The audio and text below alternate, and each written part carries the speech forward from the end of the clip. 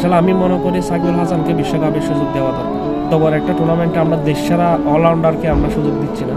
এই বিসিবির মধ্যে যে রাজনীতি ঢুকে গেছে সেটা তার বহিঃপ্রকাশ। অন্য অন্য দেশের খেলোয়াড়রা তাদের যারা টপ থাকে তাদেরকে সিলেক্ট করে, আর আমাদের বাংলাদেশের রাজনীতির কারণে আমাদের সাকিবুল হাসানকে তারা দলে নিচ্ছে না রাজনীতির জন্য। বাংলাদেশ এমন একটা দল ঘোষণা করছে যে দলের মধ্যে আসলে এতগুলা কিপার, সেখানে গিয়ে কি মাছ ধরবে? মানে শ্রীলঙ্কার মাঠে, ইন্ডিয়ার মাঠে গিয়ে কি মাছ ধরবে? এই দলে কি সাকিবুল হাসান যোগ্যতা রাখে না খেলা? আপনাদের কি মনে, আপনারা জানাবেন আপনাদের মতামত।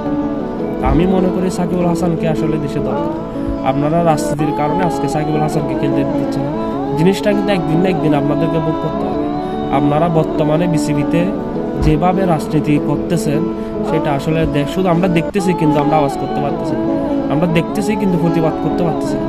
আপনারা বর্তমানে বিসিবির মধ্যে যে পরিমাণ রাজনীতি করতেছেন আমরা শুধু দেখতেছি কিন্তু প্রতিবাদ করতে পারতেছি।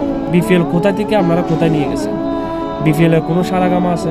চট্টগ্রামের পর্ব বাদ দিয়ে দিয়েছেন। যে চট্টগ্রামে সবচেয়ে বেশি রান হয় আপনারা সে চট্টগ্রামে আপনারা বিপিএল বাদ দিয়ে দিয়েছেন। তাহলে আমরা বিশ্বকাপে গিয়ে কী করব? আপনারা তো মন গড়া দল নিয়ে বিশ্বকাপে যাচ্ছেন, মানে আপনাদের পছন্দ বাপ দাদা সম্পত্তি বানাই ফেলছেন। আমি মনে করি সাকিবুল হাসানকে বিশ্বকাপে দরকার।